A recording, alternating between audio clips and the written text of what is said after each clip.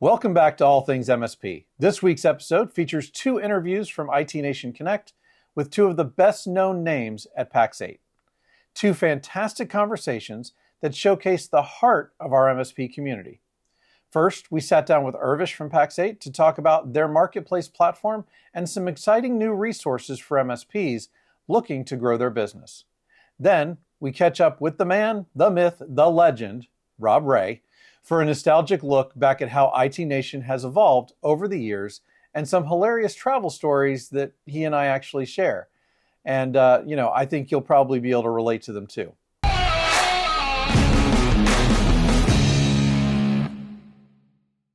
Level up your email domain security and deliverability. Reduce business email compromise and reel in that pesky email phishing. Make DMARC a new revenue stream for your MSP. Becoming a managed service provider partner with EasyDMARC is a great opportunity for your business to boost sales and decrease risk. Your customers need DMARC. Your job is to let them know that their email domain might be at risk. Find out more today at atmsp.link/EasyDMARC. That's atmsp.link/EasyDMARC. Operating an MSP sucks. Gozinta is here to make it suck less.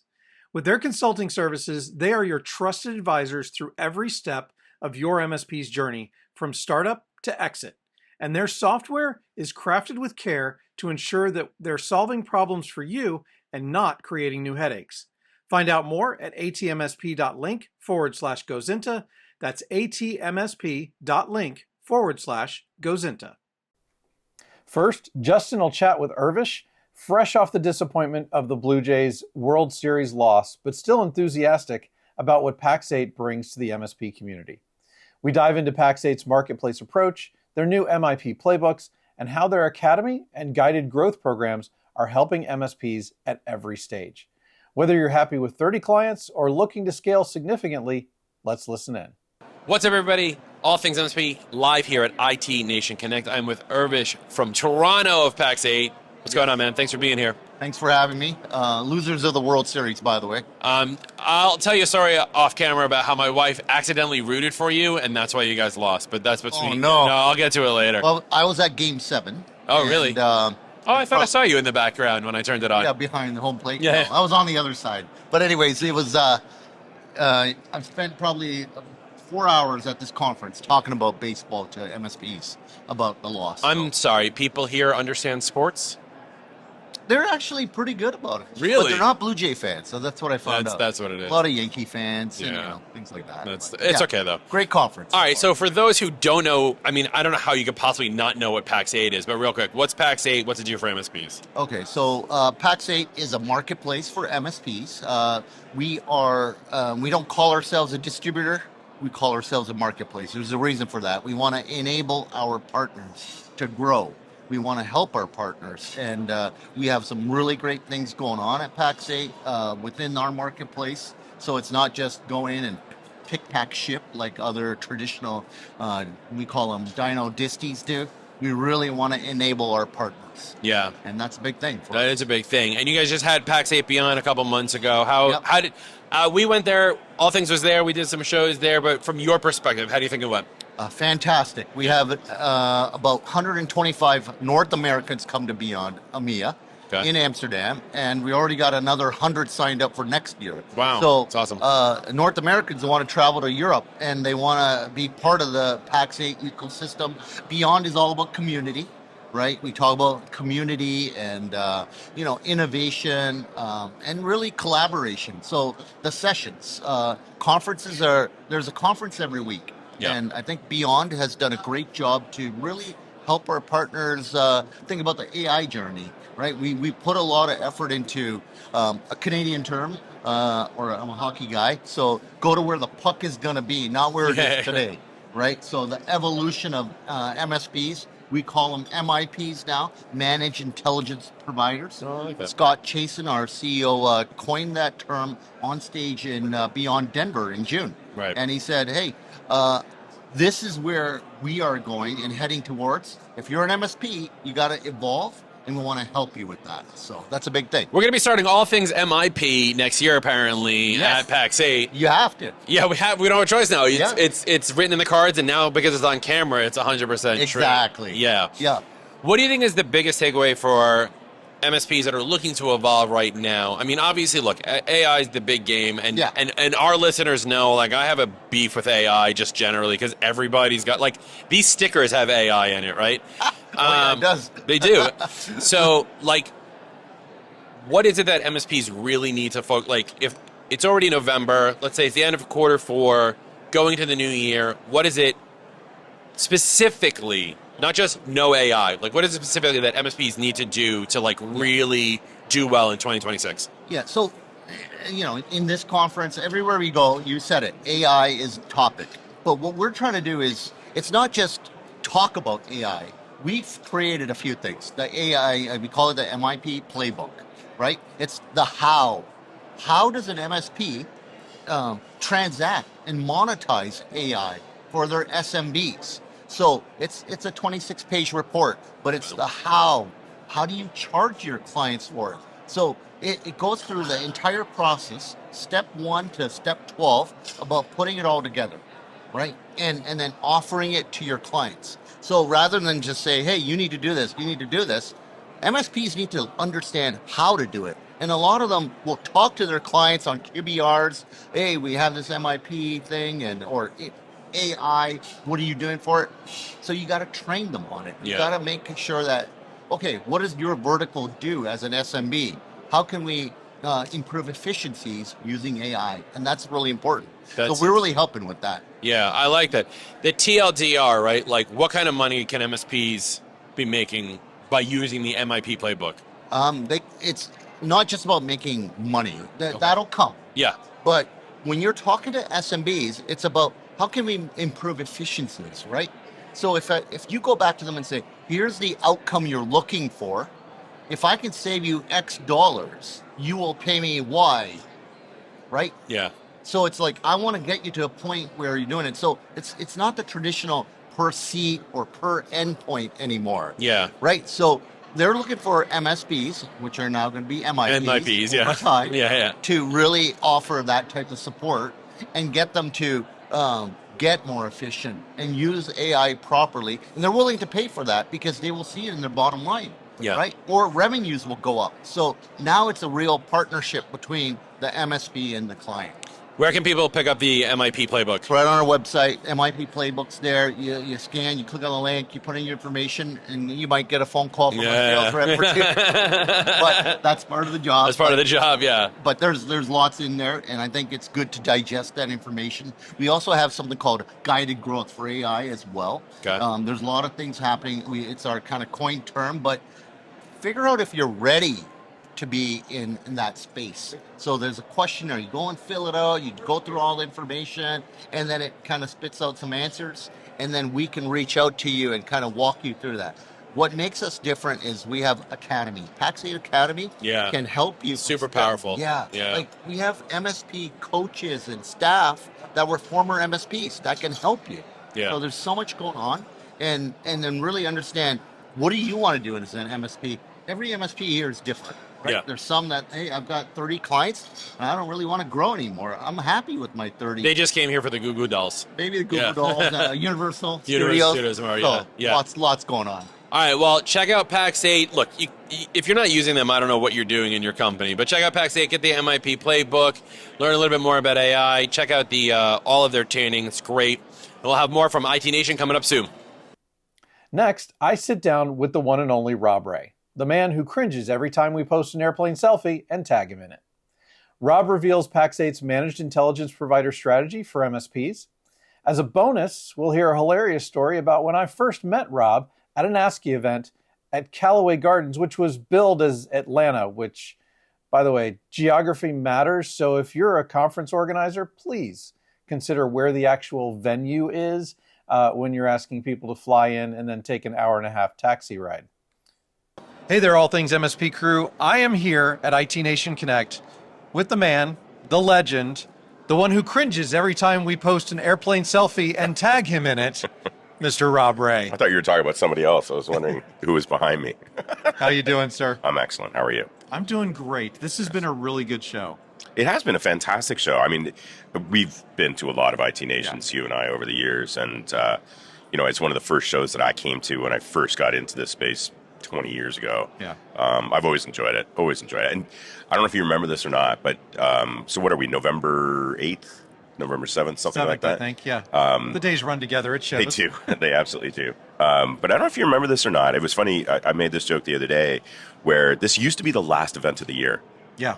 And this was like the event where we would all, because of course the vendors, we all travel around from show to show. It was the capstone event. It was the end of the year. And this was our opportunity to say goodbye to each other for the rest of the year. Have a great Christmas. Have a great New Year's. We'll see you in March or February when everything started gearing up again. But to be honest, I think I have 4 more shows before the year ends. I'm sure you're not done, or is this your... I am actually done for the year, as far as I know.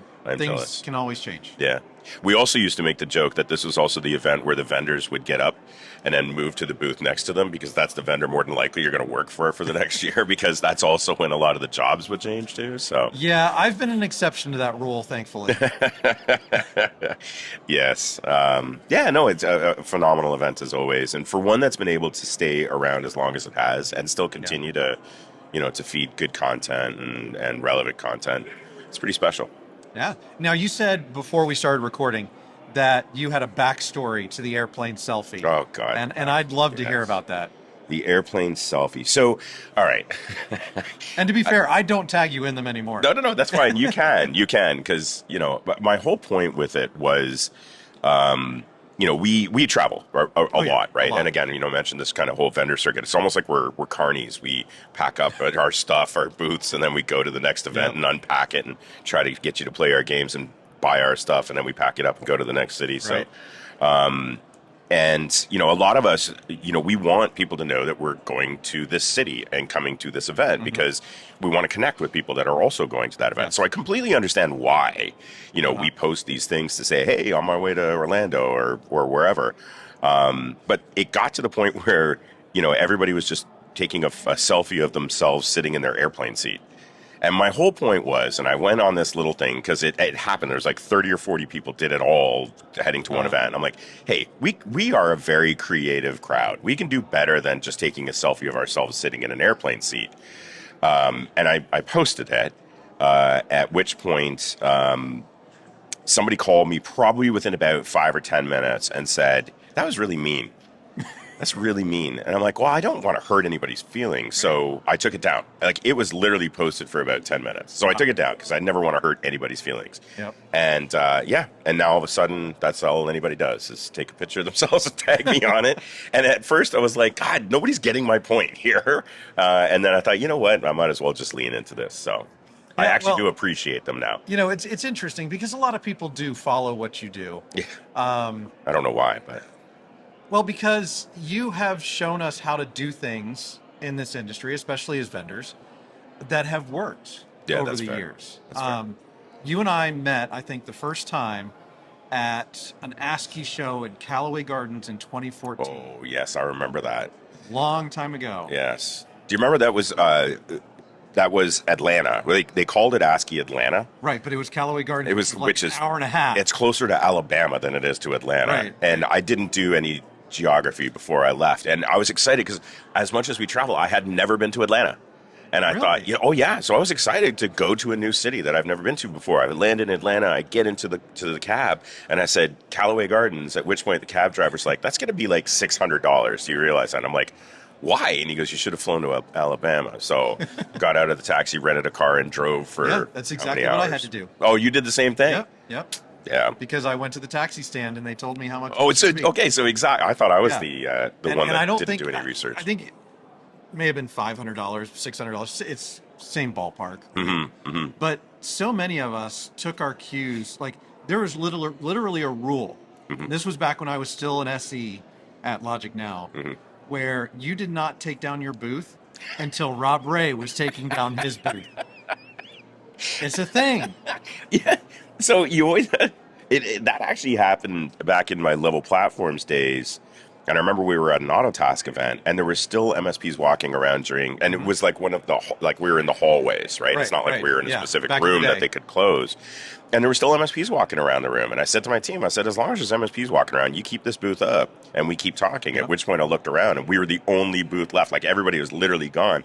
But there were still MSPs there. I mean, I still had people at my booth and we still closed some more business. So I kind of like came up with that. But now it's like, we all have this like dare where it's like last man standing. Let's see who can outlast each other. And then we never pack up. We all just stand there looking at each other. But it's those kinds of little things that really do make a difference. Yeah. And the MSPs appreciate sticking around longer for those conversations. Yeah. Because maybe they were in a session and they couldn't get out or whatever it was. But, you know, when I was working there, we took a lot of cues from you. Really? When I started running my own events team, I, applied those same rules, and they have worked well for me over the years. So I'm glad. I want to say thank you for that. Yeah, absolutely. I mean, it's a lot of things that we do, it's just common sense. Yeah, it is. If it makes any sense. Like, as humans, we have a tendency to get lazy, especially if we have salespeople working a booth. They just want to get out of there, do whatever. But, I always find if you just think about the partner and think about the partner experience, you're never going to do the wrong thing. Yeah. So there's some interesting things going on at Pax8. Mm-hmm. You guys have coined a new phrase. Mm-hmm. MIP stands for Managed Intelligence Provider, right? That is correct. So how are you guys taking that and going the next steps with it? So, great question. So the backstory on managed intelligence and managed intelligence providers is that if you think about all the revenue streams that MSPs have, okay, we have hardware, we have software, we have SaaS, we have cloud, we have cybersecurity. We're going to have AI. Right. The problem, or not a problem, but the thing is AI is going to actually go back and impact all of those things, right? All the different revenue streams that you've got. So it is more of an umbrella as opposed to a single product. Right. We're not just adding another product to our line card, and it's going to change the way in which MSPs talk to their customers, how they make money, all those types of things. So we wanted to coin it something a little bit different than just saying AI, because AI is not a product you add some margin to and sell. So we're coining it managed intelligence, and we do believe that MSPs will have a managed intelligence revenue stream. And because AI is going to be every aspect of these businesses, we think they ultimately could become managed intelligence providers. The other issue that we have as an MSP, or the term MSP alone, as much as it makes sense, like you can walk around this room and say MSP, and everyone in this industry knows what that is. You go home and tell your friends I'm an MSP, they have no idea what that means. Yeah. Because when they're looking for an MSP or looking, what are they Googling? They're Googling IT solutions or, technology solutions or cybersecurity solutions or something like that. Nobody goes in and Googles MSP. Yeah. So, from an industry perspective, makes sense, but it's almost this language that we have that doesn't translate outside of this industry. Let's find something that we can actually use, market, and leverage. So if we can make this a thing where people are actually Googling managed intelligence or AI managed intelligence, then they find the MSP channel. So it's a combination of a whole couple of different things in an effort to try to elevate what it is that we're all doing and find ways of making money. Yeah, it's almost like, the old days when I had my MSP and we were still doing web design as part of the business model or a revenue stream, as you put it. This is something that's transforming the business of an MSP. Yeah. And we've always had that communication issue of being able to describe ourselves to the general public.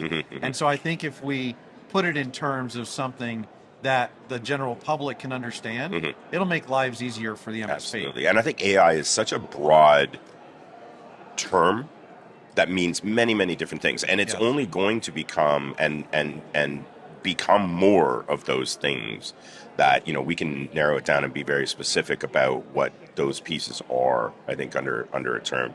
Look, the most important part about this, I don't care, and I'm sure most MSPs don't care what you call me as long as you call me. That's kind of, right.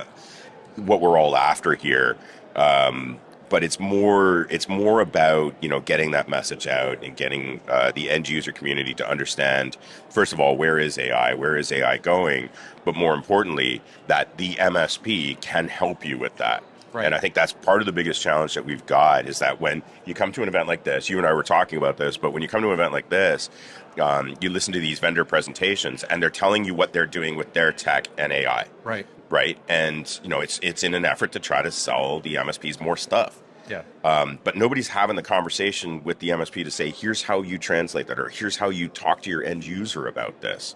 Because we're all looking at ourselves and not necessarily looking at the end result here. Right. So, we're taking kind of a different approach with it, where it's like, you're an MSP. What do you say to your end user at this particular moment? Maybe you haven't even started your AI journey yet, much less your end users are even further behind where the channel is.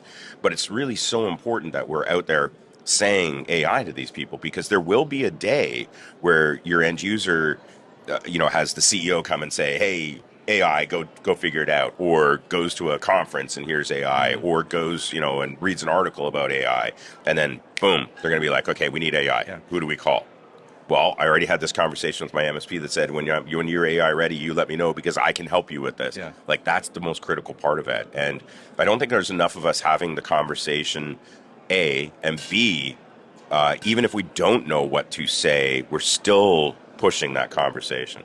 Right, because we need to have the end users understand that if they have questions about AI, their MSP is the person that they can come to. Absolutely. And, one of the things is I kind of liken this a little bit to the cybersecurity piece a few years ago, where we started seeing these MSSPs pop up. Correct. That kind of had a foot in the door, a wedge, so to speak, to these clients. And it kind of displaced some MSPs. Yeah.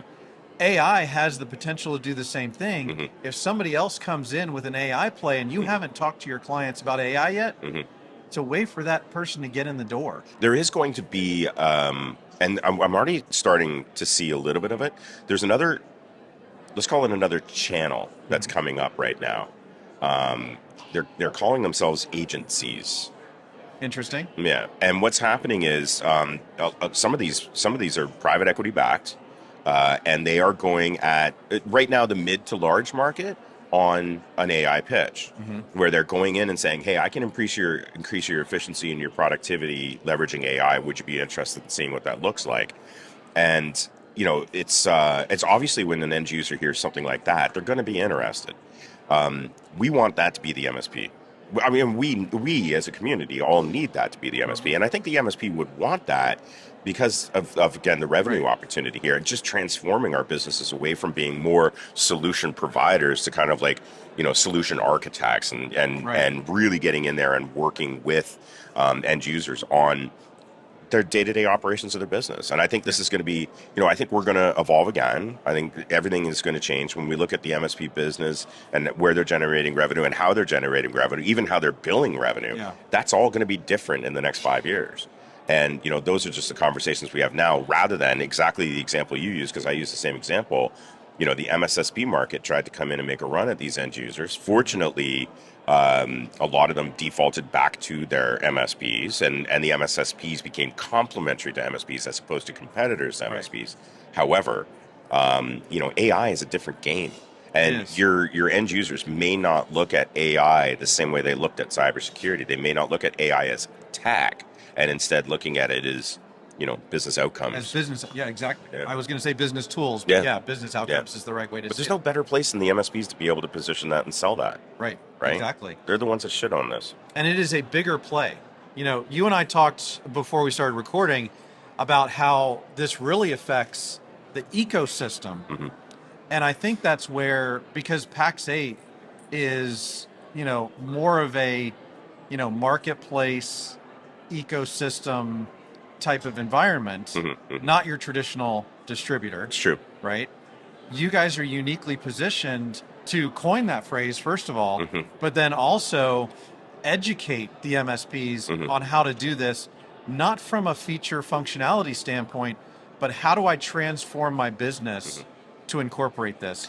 And I know you guys are doing some stuff to do that. Yeah, no, I completely agree. I, as somebody who has worked on and worked with particular vendors, we all have our techs. We want you to buy more of our tech. Pax8 is in a different part of the ecosystem, like you mentioned, where I want you to grow your business, and I don't care what product you buy because they're all on my marketplace, right? Yeah. So in my mind, I can go into a conversation with an MSP not with the idea of I'm going to sell you X, because I don't need to sell you X. I'm going to help you grow your business, and then you're going to buy X from and your choice of all the different flavors that we've got within our marketplace of whatever vendors it is that you want. So, you're right. There's a couple things that I think because we're kind of in this, let's call it a vendor neutral spot. Because of that, I can focus all of my time and energy around growing the MSP. Right. And therefore creating even more and better education around how we're all going to tackle and make money in AI. So I can have more conversations about what your business looks like as opposed to what my business looks like and what my technology looks like. So with that, we've been able to create and spend energy and time and money on pieces. We've got two really, really solid reports. The first one that we launched back in June and beyond is the Agentic Inflection Point report. That one talks about the why we should all be thinking about this and where we're going to go with it. But it's not just, we all know this. It's not about tools. This is about, how are you going to price it? How are you going to have these conversations? Who are you going to talk to? How is this going to transform your business, their business? So it's a really comprehensive report. And then more recently, we came out with a second report, which is called the Managed Intelligence Playbook. And that is literally a playbook, and that's the how. So I have a really detailed report on the why and a really detailed report on the how. And because of our place in the ecosystem, we can do that and spend energy on that. And I know you're very familiar with our Academy team, which are all ex-MSPs that work for us. I've got 90 of them, 90, who are all trainers and educators globally, right? So again, they're providing the knowledge, expertise, and all that. I think one of the strengths that we all have here in this channel is how much we share. Yeah. It's incredible when you can come to an event like this and you can put a whole bunch of MSPs from all over the world in the same room, and we're all trying to help each other. Yeah. We're all trying to solve each other's problems. I have 47,000 of those partners at Pax8. So, I'm going around and asking the questions of, how are you positioning this? Where are you learning? What have you learned? What keeps you up at night? Yeah. What are you saying to your end users? Where have you had success? How are you making money? And I can take all of that and bring it back to the greater community that way as well. So, that's kind of, my mission and where I see us kind of fitting in the ecosystem and why we have a distinct advantage of, how we can have this conversation about managed intelligence rather than just buy more of my crap. Yeah, well, that's great. And I really think that Pax8 is taking a lead in looking forward. I think Beyond was the first place I heard about actually using agents as replacements for employees at an MSP, but not only at an MSP, but also at an end customer, and hiring out that agent from the MSP to the end customer. And I think that's a brilliant way to think about it. I don't know how it'll actually work in practicality, but it just shows the forward thinking to see where this might be going. I think there's, first of all, and we all heard this when AI first started becoming real for a lot of us. A lot of people, especially MSPs, especially the staff within MSP offices, were terrified because this is going to replace me. And I think we've all come to the conclusion now that it's not going to replace you, but we definitely need to evolve, or it will replace you. Yeah. I draw the correlation back to the Industrial Revolution when machines started doing the tasks of manual labor. And a lot of people were very unhappy because they were losing their assembly line jobs because these machines were taking over. There's a law that was created in Britain back in the late 1800s that you were no longer, or it was illegal to throw your shoes into these machines because that's what they would do to try to get them to break. Yeah. So they would go back to hiring human beings. This is no different. But what happens is we all evolved and got new jobs and found different skills. I think the other part of this too, and it's not uncommon when you read about AI these days, and we've seen some of the larger organizations in our space lay off tens of thousands of people and saying it's AI related. What are those people going to do, right? They are more than likely going to start businesses, more than likely going to join small businesses because the small business economy is higher and better than ever before. And with AI, they're going to be able to start businesses with relative ease. You just have to have an idea, and then AI can write all this. So, more people starting small businesses means more opportunities for MSPs to sell technology to these people. It's this we're almost feeding ourselves through this machine that we've created. And I'm very bullish on it based on some of the numbers I've seen. We're always going to have naysayers. You're going to have your Chicken Littles that are going to buck the trend and say this is the worst thing that can ever happen to us. But that's easy. That's an easy one. Let's instead look at this as a bigger, better opportunity. Yeah, I love how you translate that from layoffs at larger companies to small to medium-sized businesses being one of the healthiest growth areas of the economy right now. And that's where those people are going. And guess who serves those SMBs are our MSPs. So great way to think about it. I live in a constant state of positivity, so there you go. The opposite of that is miserable. So right, you don't want to be there. Don't want to be there. Nobody wants to be there. So Rob, thank you so much for doing this today. Absolutely, my really pleasure, do appreciate what you've done for the community and this industry. Really do appreciate it. Thank you, Eric. Appreciate it.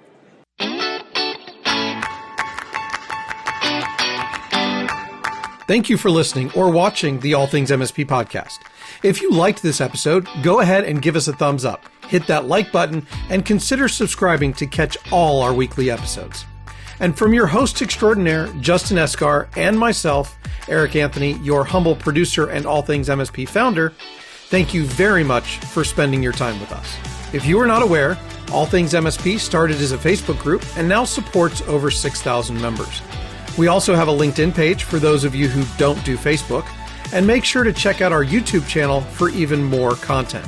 And a big thank you to our premier sponsors, EasyDmark, Helped, GoZinta, MoveBot, and Nodeware. And thank you to the rest of our sponsors. Without sponsors, we could not do what we do for the MSP community. Please consider checking them out. The All Things MSP podcast is a BizPow LLC production. The views and opinions of the hosts and guests are their own and do not reflect the thoughts and opinions of any employer, vendor, sponsor, or random taxi driver in the Metro DC area. Be sure to join us next week for another exciting episode.